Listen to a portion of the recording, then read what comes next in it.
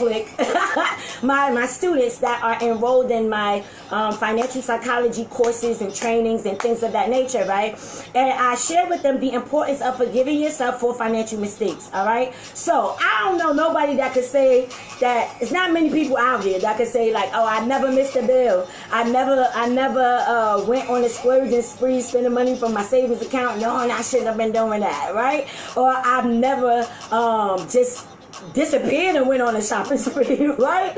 Or raided your savings account on things that you know you shouldn't be spending money on. I'm just saying, right? I don't know. It's not a lot of people who can say that they've never done that ever in their life, right? Chances are that you have, all right? And if you haven't, then you should probably be the next financial guru. You can take my piece, okay? All right.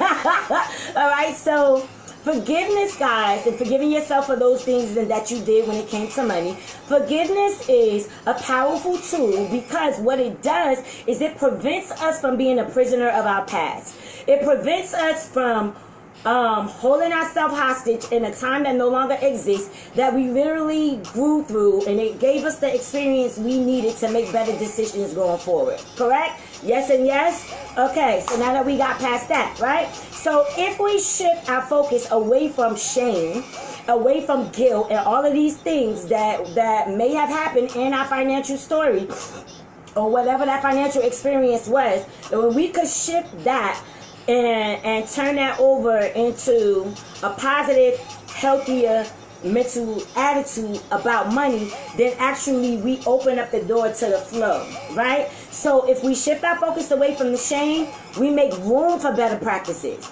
The thing is that you spend so much time in the shame and the guilt that you haven't given any attention to what you can do to not have to relive that same shame and guilt that you may have experienced. Okay, all right. So having a healthier, happier attitude towards money is important. Okay, so what you're going to do is you're going to acknowledge what happened. I'm not saying to dumb it down or act like it never happened. No, you want to accept what has happened, right? Take a look at the actions that actually got you to that place, that state, that mindset, blah, blah, blah, right? And now you can make a decision to actually evolve past that, all right? And so please remember, guys, that your financial mistakes are absolutely independent of your mistakes, all right? So your self-worth